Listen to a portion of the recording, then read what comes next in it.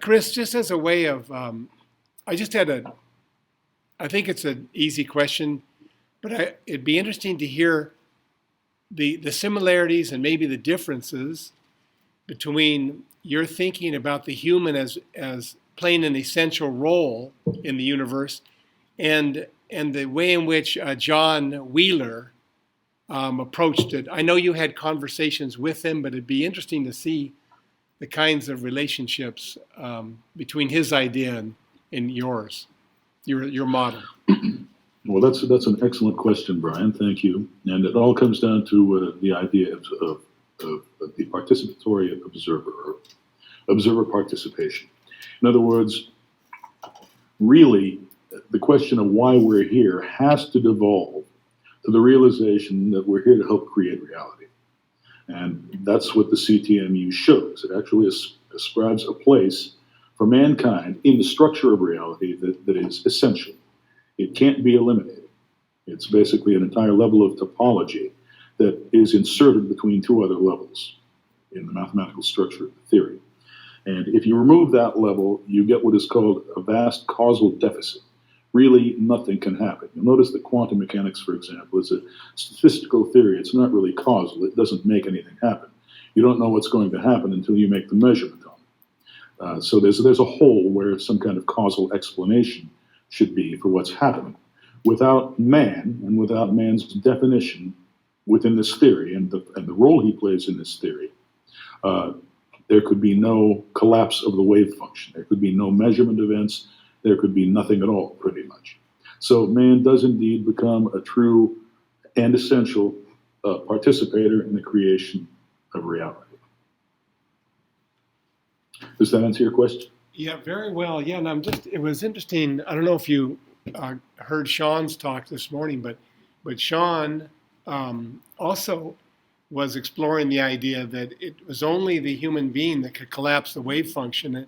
And Sean, is there a lot of similarity between your view and Chris's, or would you want to nuance it a bit? I think I would nuance. The first point is. Can you hear Sean, Chris?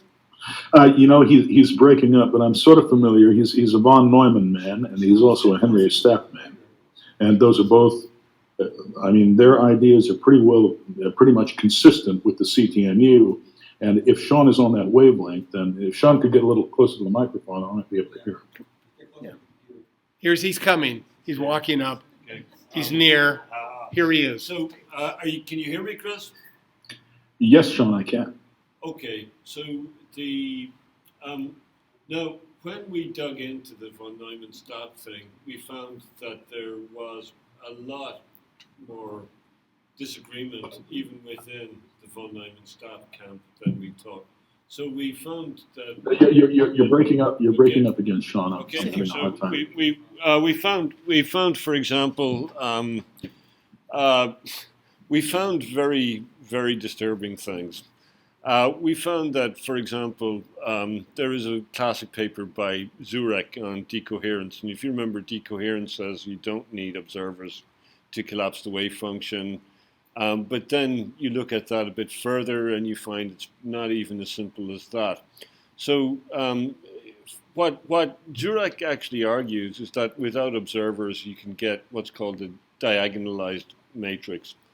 And that means that the entanglements are basically dispensed with. And that he argued that in actual fact this was done by decoherence, or in the von Neumann case, it was done by an observer. So this was Zurek's argument, and then Stapp had a look at it, and he said no.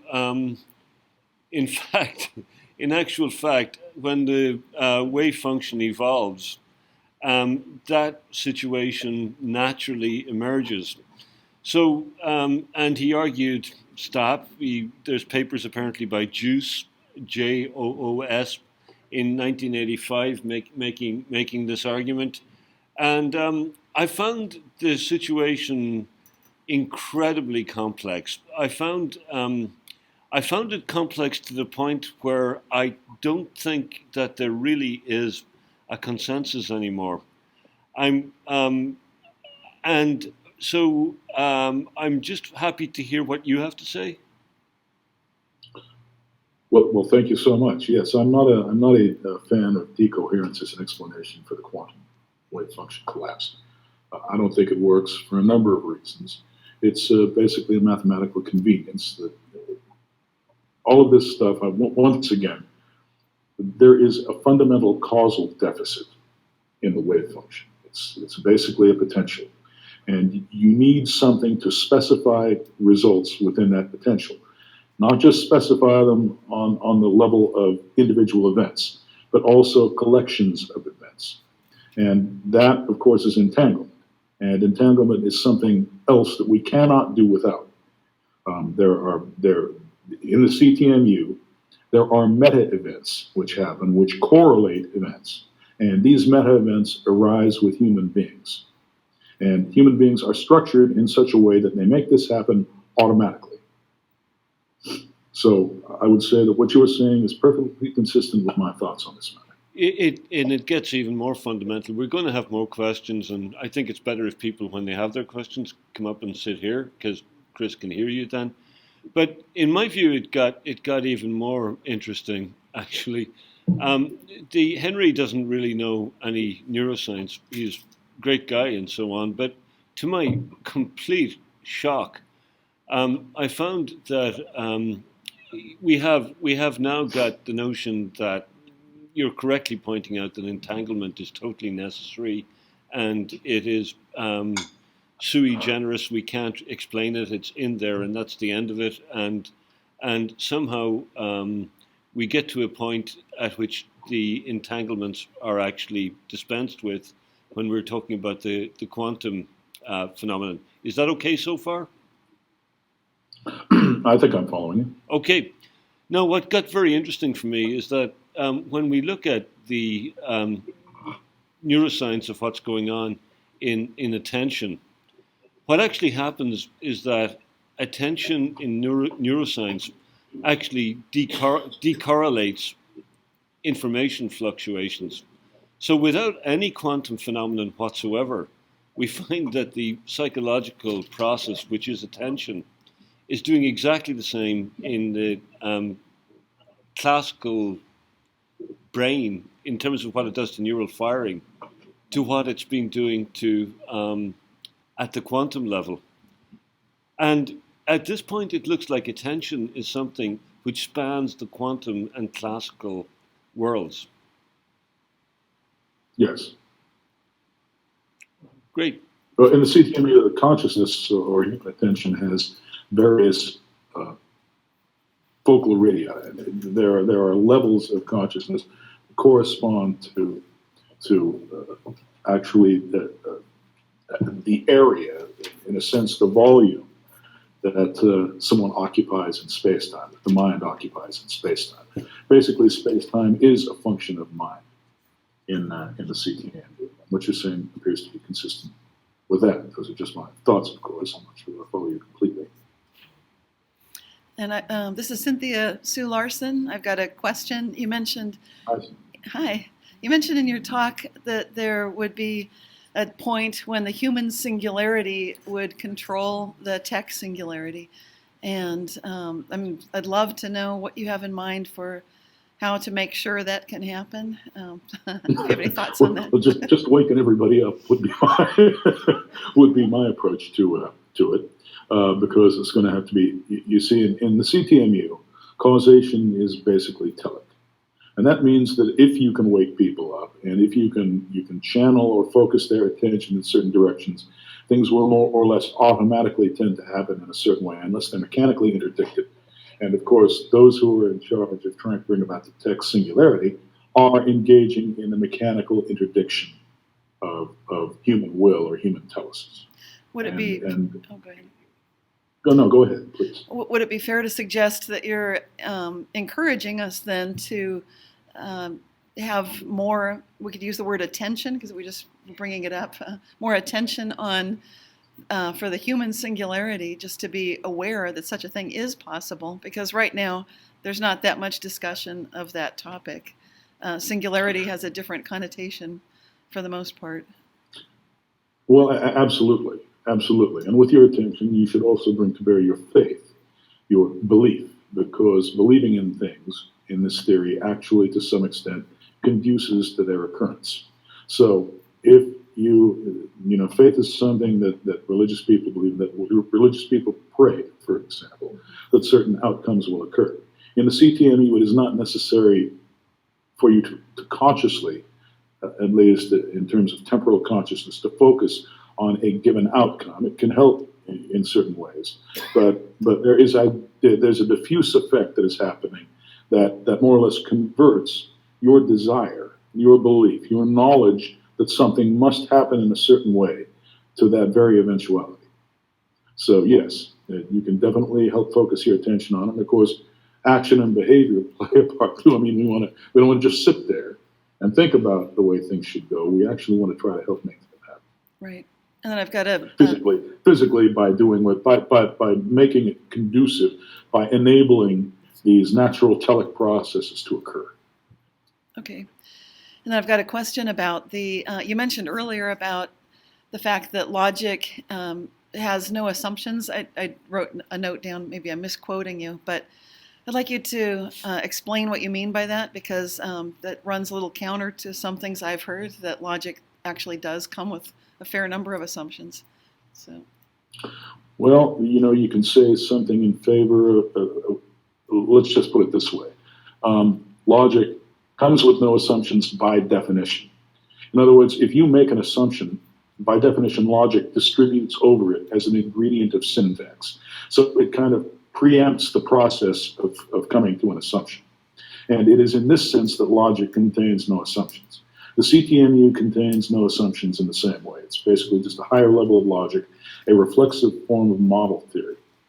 Now, there are certain ways, for instance, you can construct logical operators in different ways. You can take different sets of symbols and make, you construct and out of or and a couple of other symbols, or, implication by conditionality. You can group them in different ways to create other symbols. And this is something for which we must allow, but these don't amount to assumptions. These are just automorphisms of syntax. Well, actually, I think there are some that might argue with that based on just looking at quantum logic and trying to get a grip on that, just the lack of agreement. Well, as Henry Staff could tell you, quantum logic is basically just non-distributive logic. But non-distributive logic must reduce to distributive two-valued logic. Otherwise, you wouldn't know what you were looking at when you were looking at a non-distributive lens. You see what I mean? In other words, there is always a reduction to two-valued logic. You can't escape it. That's what I mean when I say that it distributes over everything in reality. It doesn't determine everything in reality by any stretch of the imagination, but it does distribute over it. You follow me? Yeah, I hear what you're saying. I'm still open to consideration on this particular issue. Would anyone else like to ask a question? Okay. Well, I got three of them. No. I don't know which one to start with, but I can just start off where, okay, I'm just wholly amazed by everything you just said. It's kind of blowing my mind. But one thing that my feeling is that I'm wondering where the way we abstract, we necessarily have to abstract where you're taking that into consideration. Because, and I understand that logic is completely tautological and all that, just as you were just answering that question. But in some way, just by the way that humans have certain perceptions or senses and not others, and we're perceiving a certain way, where, math or logic, it becomes, it is our fundamental language that doesn't seem to be, have any assumptions in it at all. But just the fact that we're abstracting, it means in some way that the logic itself is forced on us, if you understand what I'm saying by that. So it's consistent. It has to be consistent with our perceptions. Can you speak to that? Precisely. Yeah, the fact is that we can all perceive the same things. That's called replication. And this means that we're using the same ID syntax, or identification syntax, to identify things. And that imposes certain constraints on us as far as dispensing with logic is concerned. As long as we is a no-brainer. I mean, we need it. There's no way to dispense with it. This means that it does not depend on subjective assumptions, because if it did, then subjective assumptions could actually influence replicability of scientific observation. And this is something that we can't, I mean, science would collapse if this were the case. So in a very real way, we and everything we know depends upon logic. Now, there are different ways to approach logic, I won't deny that. And once again, logic does not determine our world, but we do rely on it in our ability to identify and make the world intelligible. Okay, I can go with that, but I guess I'm speaking to the fact that since we're abstracting, we're abstracting only one part of whatever is sacred in a very uniquely human way. And so that's why I would come back on what you're saying, that only the human can collapse a wavelength, because I can't help but feel that it's collapsed by just about everything, or by everything in the way that reality unfolds. No, consciousness plays a special role in the way I look at reality, in the sense that it actually couples the abstract with its content. In other words, we're like coupling devices. We're not devices, we're coupling agents. We actually couple abstractions, and we're free in the way we do this. There's freedom there. That's what the quantum uncertainty comes down to, in my view, is a very fundamental form of freedom. So we're free in the way we couple our abstractions with the things to which those abstractions refer. You see what I mean? I follow do. Me? Does that, I do follow you, but I may want to take that freedom all the way down to even more rudimentary forms of matter that are arising also with some kind of a collapse of a wavelength or something. So I'm just a little worried about what the human's abstracting versus that. And then that could get to Teilhard, by the way, because you did mention something about Teilhard. And I wondered, you talked about the human singularity. The human singularity is like the omega point, yes. Right. And so, but for Teilhard, it went all the way down to the most basic rudimentary form. So that was my second question, if you could speak to that. Right. Now we're getting in the CTMU, you've got three levels. You've got the primary level, which is global reality. Then you've got the tertiary level, which are basically the little quantum events that we see, those little quanta of action that we discern. And between those, you've got a secondary level of existence. That secondary level of existence is the one that is occupied by us. We're the ones who couple the syntactic level of primary reality and the events, which are like semantic instantiations of syntax. We're the ones who couple those things together, you see. And does that sound like what you're trying to get at? Well, your way of looking at it is just very interesting and amazing. I totally appreciate it. If I could, one more thing. If you could maybe speak so that just to try to understand, for me to try to ground this in what some of the things I think about when you're just talking about the self-dual metalogic in general. Does it have anything to do with abduction? Because surely with logical abduction, yes, it does. I mean, I'd love it if you would speak to that. And that's it for me.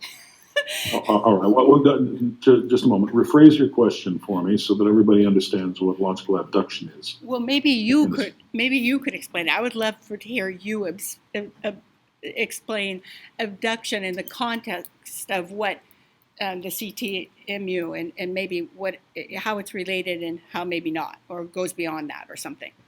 Thank you. Well, I'll write something up later on that, and when I distribute these notes. That'd be awesome. But it's a little bit too technical for me to go into right now. Well, great, Chris. We wanted to maybe move into the panel discussion now, and maybe I could ask the other speakers to come up and sit here.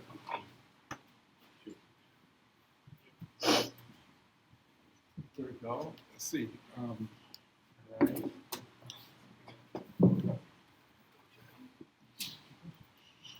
So we're almost ready, Chris.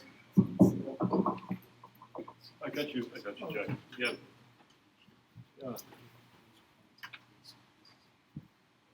You know, yeah, Sean. Yeah.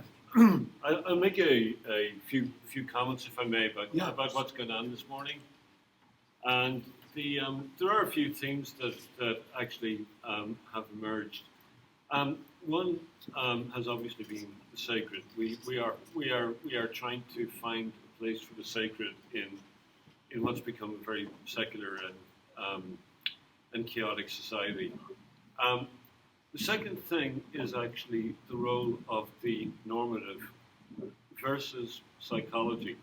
So what Chris is doing is creating a CTMU with a meta language. It's really an extraordinarily powerful intellectual project.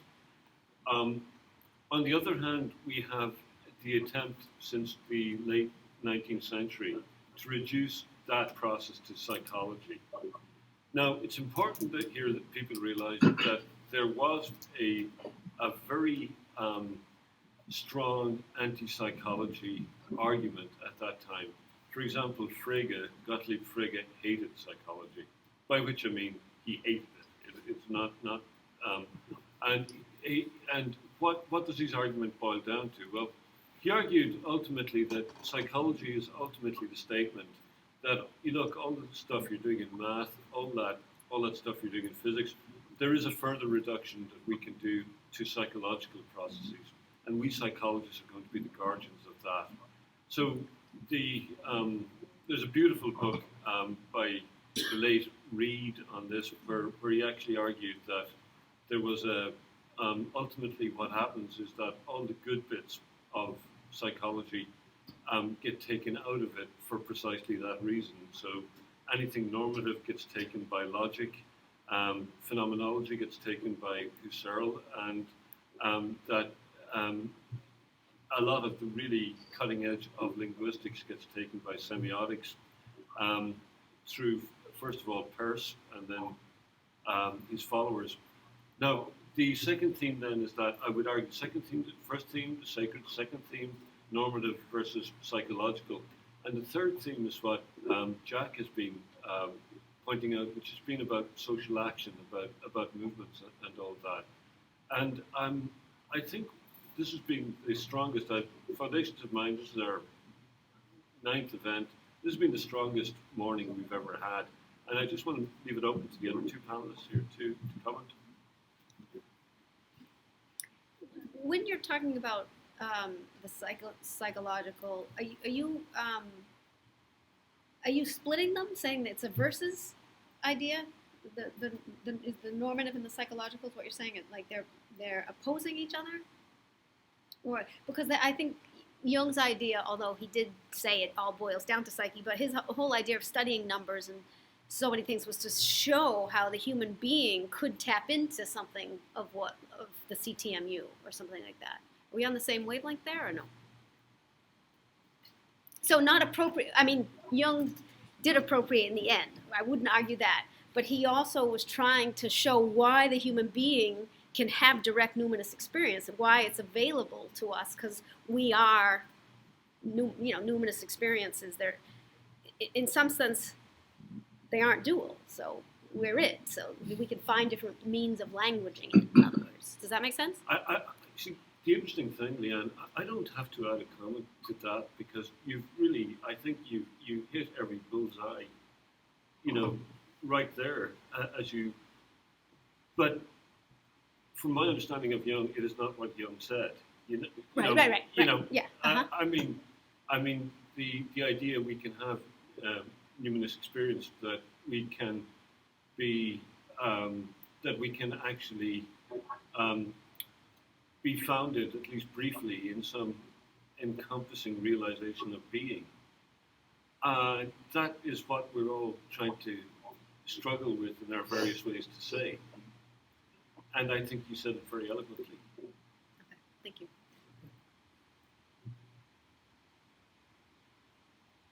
Jack, we're hoping you'd say something. Well, Chris wasn't present for my presentation. I need to say very quickly, this is Jack Duval, not Jack Sarfati. Yes. Our favorite guy.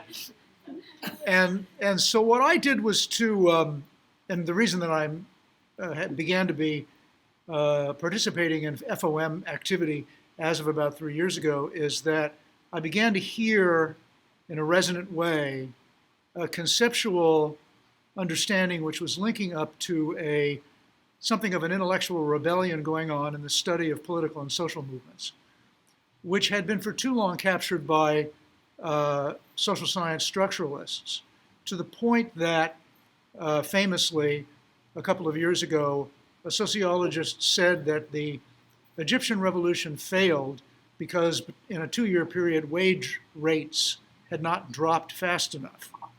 When we had just experienced, we had all seen all around the world, and those of us who study movements and know people who are on the ground within, in particular, the movement that accomplished a certain wave of change in Egypt, we could see this building wave of both affective and aspirational force, which could not be explained by day-to-day,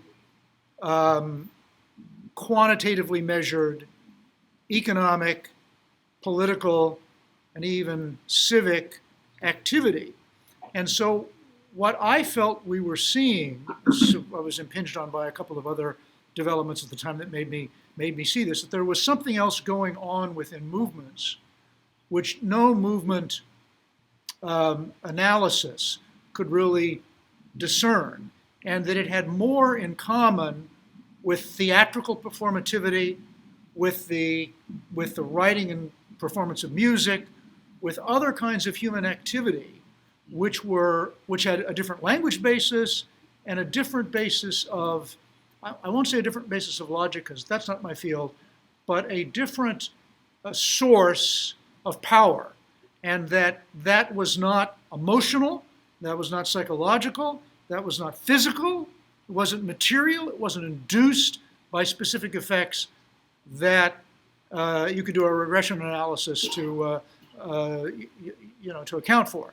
And that what I felt it was necessary to do was to merely chart this activity in a new way. No one's even charted this in the context of political and social movements. And I was asked to give a talk about Columba, who was someone that I know a little bit about, who was effectively a Celtic philosopher, albeit in the Christian context. And there were certain concepts that he discussed which resonate, and that others of his period also, that resonate with much more recent philosophy that seem to be pursuing, how shall I put it, the same vagrant concepts that we haven't yet fully identified and accounted for, that then can help us, those of us who are writers and leaders in the realm of teaching people all around the world how to engage in civil resistance and in these very large new human constructs, very new in historical terms, only within the last 100 years. How can we account for this new form of activity, which amateurs have been beginning to label as subjective in content rather than as material in content? So that this is also part of a capacity of mind that we need more explanations for. That was the essence of what I was getting at, or at least the topical description of what I was getting at. And the more I get into it, the more I see it, and the more I hear discussions like the discussions we've had this morning, your contribution, Chris, and that of others, I feel that I'm on the right track, and I need additional interaction with you all so that I can account for this in a way that enables conceptual bridges to be built. Maybe we can bring from this whole space of activity something that is applicable to a more scientific understanding. Well, I think I understand exactly what you're saying.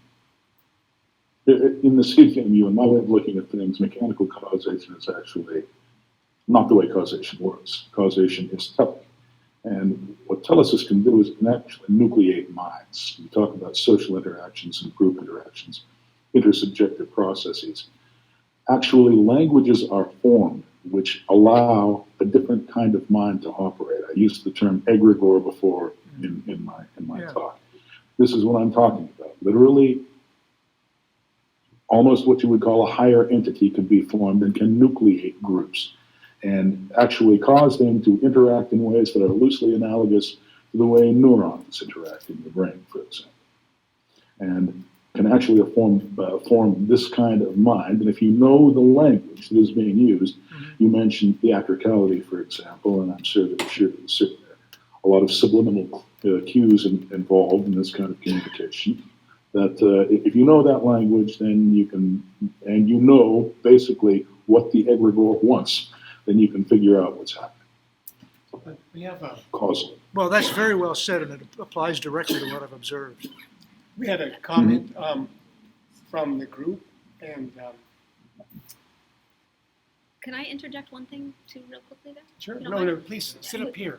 With this idea of the telic causation, also in Patanjali's psychology, actually he ends, it's only 195 lines of text, but he ends it with the power of pure consciousness sitting in its own essential nature.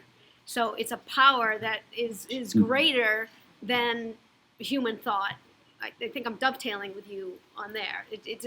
When we embody it, in other words, when the mind and body become one, and when the cosmic and the human are completely merged, and that information is being lived viscerally and understood and not grasped after and distorted for egoic needs, then there is a power that we begin to embody in this species that puts us in a different reality. His text actually ends on that line. He doesn't even go further to give us a picture because that's not the point. And that's usually what I refer to as telesis, which is a generalization of energy. You can actually define it mathematically. And that doesn't mean that mathematics determines what it is or how it is used, but it can definitely be explicated in that way. So yes, I resonate with what you just said. Dr. Joe, Um, a My- statement. a statement. My subject expertise is archaeomythology. It's the combined study of archaeology and mythology. I'm a reference librarian at CIS Library, and I write encyclopedias. My timeline is 3 million BCE Tier 1. I'm focused on origins. What I had expected today was, given the great or significant exodus, I'll say just in this country, because I don't know the statistics in other countries, but in this country, there is a significant exodus from organized religions. And so what I had hoped for today, correctly or incorrectly, I think you will help fill that in, was information. If monotheism is dissolving, that's an if we go on that precipice, then looking at new questions pertaining to spirituality and pertaining to inclusive versus exclusive bibliographic information. And the bibliographic references that I heard, starting with the beginning of the presentations today, have been almost exclusively or exclusive of female contributions. And so I've been building on this during the course of the day and wondering about why we keep going back to monotheistic religions, which is not very impressive, whether in Ireland or elsewhere, and the possibility of new realities that includes ecology, that includes spirituality. So any clarification or input into that, I would appreciate. Well, the reason for monotheism, in my view, is that God must be equivalent to an identity of reality, otherwise it can't work. It's an algebraic identity of God. He must be kind of he must be an existential operator that actually causes everything to exist. And there can be only one of those at one time. However, this operator has many, many aspects, which may include things like the environment, ecology, human spirituality. It breaks up into many, many facets. But these are all superimposed on one identity, and that identity is the core of monotheism. That's why monotheism keeps on recurring theologically as religions come and go in human history. Monotheism is a great attractor that we keep coming back to, and there is a logical reason for that. Once again, there can be only one identity. You try to split the identity into sub-identities or into competing identities, that is an inimical form of dualism that is eventually going to destroy your ability to identify your own reality. So monotheism, in a way, is necessary. But I think I understand what you're saying. There has been it needs to be enriched. It needs to be vastly enriched, and that is something with which I resonate deeply. I think I probably should say something at this point. I do really need to point out that there is no discrimination whatsoever against women in any of our groups and anything like that. The point about monotheism, I think we covered it. We did record everything, actually ironically, because the women's spirituality group asked us to record everything so they could listen to it.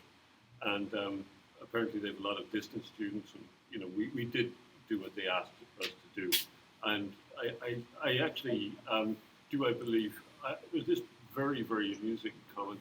I didn't find it very funny at the time, but I now find it very funny, by the Jewish comedian Louis Black, when he's talking about, if you look at the history of the Semitic God, we get this covenant with Abraham, and then with Moses, we get a much more legalistic framework. And Louis Black said that, he said, well, really, it was invented by my people, the Jewish people, and our specialty is bullshit. And he said that the reason that they invented this God is that they're in the desert and they really have to find some distraction. Moses has to find some distraction from the fact there's no air conditioning. And I now find that comment quite entertaining, because it does indicate a takeover by the priestly class of a lot of the aspects of society.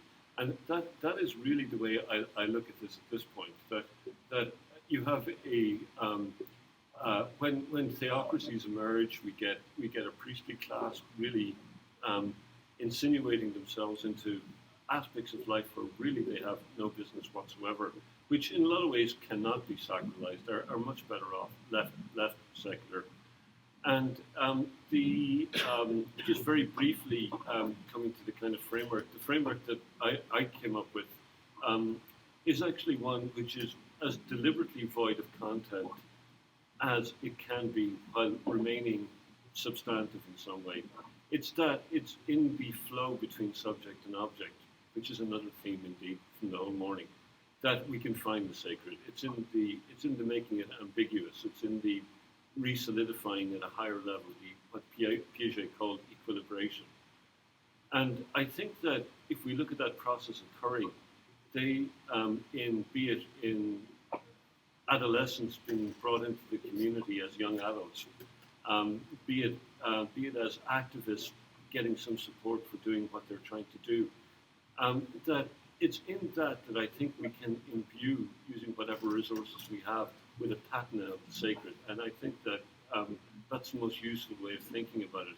It's certainly a gender-free process. There is no masculine ego, id, Trump occurring here. This is something, I think, it's something ecological, it's something completely neutral in all those terms. Yeah, can I add to that too also? And why I probably feel very comfortable in this group. So I was speaking to potentially having a stronger psychology through my view, and I pointed to the term Brahman, which is the key term in the Brahmanic and Upanishadic tradition. Yeah, so it's actually a neutral. It's a term it's a neutral term. So Patanjali uses Purusha and Prakriti, which is a masculine and feminine term, But he uses those, you could call them underlying metaphysics for epistemological purposes, not for ontological purposes. So they're just for teaching reasons.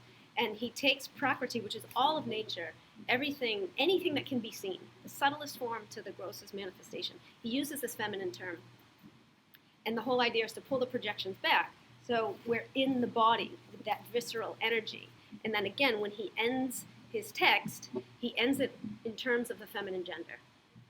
So in my read of that text, it's like a nature psychology or an ecology, because he's got the body fully enlivened and in life, and also, again, he's denoting feminine terms by that usage. So that for me is where you can bring the feminine or feminist studies into that text. Yeah, but I think there's more. I mean, what you're saying is great, but I think what Air is saying is also important, and maybe I'll connect it to something that Chris mentioned and that Sean often mentions. The academic world is owned in various ways by corporations. They are setting the agenda, and they are systematically excluding certain voices, so that those of us that object to this have to go out of our way, I think, to identify the important women who have been excluded from this discourse. So I just think we can own that as well. Sure. We're trying to deconstruct the hold the corporations have on us, the hold the hierarchy has on us, as Jack Duvall made so clear, and it's an ongoing process. So thank you for alerting us to that. Yes. I thank you very much, Brian. I appreciate that. I also, the encyclopedia that's being published next year, my bibliographic entries are 135 pages, and it's not hard for me to be citing males, females. I would cite giraffes if I can, just interested in the core of the information. And so what I'm telling you that today, as I have been sitting here, I'm wondering, where are the women? Where are the women? We've had many different fields that are being discussed today. Right here. So I just want to add to your discussion there. I'm not a writer, I'm not a female. Well, the services would be what you like, I suppose, but in tradition. Donna, can you actually? Yeah. Chris would love to hear your accent, a real Irish accent at long last. Totally uncorrupted. I should say. Hello, Chris, but I'm really addressing it to the lady who's just stood up. My name is Donna McKeown. I'm actually coming on in the afternoon. Just to say that Irish culture and Irish deities are full of the female, more than full, and many people have written about them. Bridget, the most famous recent Saint Bridget, is purely a pagan goddess or whatever of the land. Danu, one of the ancient goddesses that many people would have, even in times before the Celts apparently, would have looked towards. The river Danube comes from the same source, the same name. So there are plenty of examples of that female deity within the Irish culture, the older Irish culture, and I know lots of people have written about them, whether that's Yeats in some of his poetry or some of the writers of the 19th century and 20th century. Some of those may have been women as well, people like Maud Gonne, not Maud Gonne, but Lady Gregory, when they were bringing fairy tales and the stories of Ireland. So there's a richness there about the importance of the female. Because we're all male-female. We're all X and we're all Y. thank you. I really appreciate that. All it is, it's an invitation when we're publishing, when we're doing lectures, to be inclusive. That's I all. understand. Absolutely. A really good point. Yeah. Now let's all celebrate this Yep. great moment with Sean's last statement. Yeah. My last statement would be: people were under absolute interdiction on mentioning this, but here it is. Today is my birthday, and I would like to thank you all for giving me such a great present of this conference. Thank you so much, guys.